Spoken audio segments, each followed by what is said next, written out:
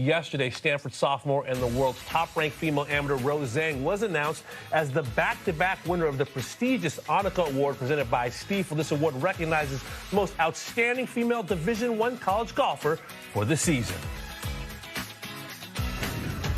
Let's get a check on this week in golf history because it is an important one. It was this week 20 years ago that Annika Sorenstam became the first woman in more than 50 years to play in a PGA Tour event when she teed off at Colonial, shot rounds of 71 and 74 Colonial Country Club to miss the cut. But this historic start would prove to be one of the most defining moments of her storied career. And so great to have the 10-time major champ, World Golf Hall of Famer joining us now. Annika, you had a lot of support, but you also had some detractors. This story transcended golf. It transcended sports. What do you remember the most? Well, first of all, thank you very much for having me. Yeah, I mean, that was a historic moment for me and a defining moment in my career. As a matter of fact, I was just there yesterday and reliving all the memories. I stood on that balcony that people were watching my final putt. And yeah, you're right. It was some mixed feelings and mixed comments about me participating with the men. I would say most of it was positive. It's just a few of them that had some, negative comments. But I like to focus on the positive. And looking back at it, it was inspirational for many. It was an important step of my career, and I'm super thankful for that opportunity. No woman had played in a PGA Tour event in 58 years, Annika. And you said at the time you weren't doing it to make history. You weren't doing it to make a cut, and you weren't trying to prove a point, that the motivation was more personal for you. What was the motivation that made you do that? Well, I'd been number one in the world for a few years, and I kept looking for ways to get better. I kept pushing myself. Every year was like, okay, what's my goal for this year? What can I do? Because I felt that I can really get better. I haven't reached my full potential yet. And when this opportunity came up, it was actually a journalist in Orlando at a press conference to start the year that said, would you ever consider playing with the men? And I jumped on that opportunity. And, I haven't looked back. I learned, obviously a lot about my game. It pushed me to really get to like I said, to the new potential I was looking for. But I also learned a lot, personally, what was my intention and what I wanted to achieve. And it was a great week in so many ways. Following that start, Annika, you won 5 more times on the LPGA Tour that season, then 8 times in 2004, 10 times in 2005. How much do you draw a direct line from that start in Colonial to those results on the LPGA Tour in the ensuing months and years? Many. Very good point there, Damon. Absolutely. I mean, I was hoping that would be, the result of that opportunity. But you never know. But there's no doubt. I mean, I left with so much confidence, and obviously I took my game to a different level. I worked so much harder and pushed myself. But being under the microscope and playing, against the men, and it tested every little bone in my body. And I figured, if I can handle this pressure, I can handle any pressure. And that, I felt that way when I returned to the LPGA. I was, very confident in my own game and know my capabilities. And it was a different me. I think I went from Annika Sorenstam to Annika, and then it was, this young lady that just wants to prove that she can be a good golfer, competing against anybody. There have been some pressure-filled shots in the history of our game. I imagine Lee Elder, 1975 at the Masters. How about your opening tee shot on that Thursday? 10th hole, I believe you hit 4 wood. What was your thought process? Because I was holding my breath as you stuck that tee into the ground. Well, I was too. I was just trying to go back to all the practice, all my routines, just to focus on that shot and just kind of let the club do the work. I mean, I think I was more nervous making sure that the ball would stay on the tee, but I just, went there, trusted myself, and I ripped it. It was probably one of the longest forwards I've ever hit. It was it was like 290 to the end to run out, but of course the adrenaline was pumping so much. I was so excited to be there, and you can imagine. I mean, you saw it in my, kind of my reaction, how excited I was that I hit the fairway. I want to take you to the last hole of your 2 days at Colonial, Annika. That scene on the 18th. You're walking up there, you're applauding the crowd, they're going wild for you. Nancy Lopez said that you were a different player, a different person inside the ropes after you left Colonial, that some bond had been created with golf fans that maybe didn't exist when you were so focused on competitiveness before that. Is that a true reflection of what you took away from that week?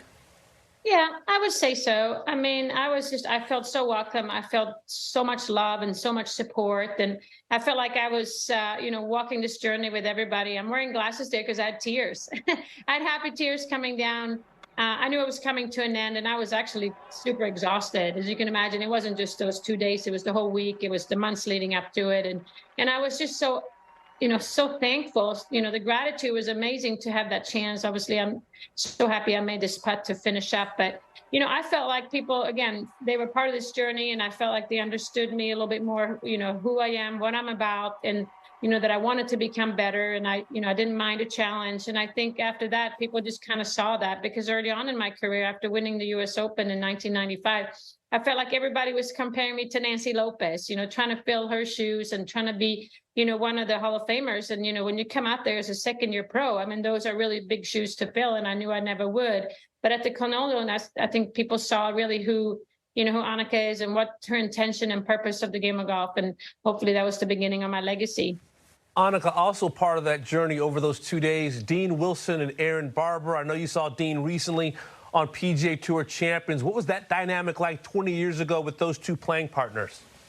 Well, you can imagine they didn't sign up for that. They were rookies. And then, I'm curious exactly what they thought when they saw the pairing. But, we bonded directly, because it was like, wow, none of us could believe what was really happening, and all the people, all the support, and, all the cameras and the attention. I mean, this was like not something that, especially them, they didn't sign up for that. I mean, I guess I had kind of gotten used to it the prior months, but, I never forget, we walked down, from the putting green, which is up by the clubhouse, down to the 10th tee, and Aaron, he put his arm around me and he said, "Hey, let's do this together." And I felt like, wow, this is my brother, right?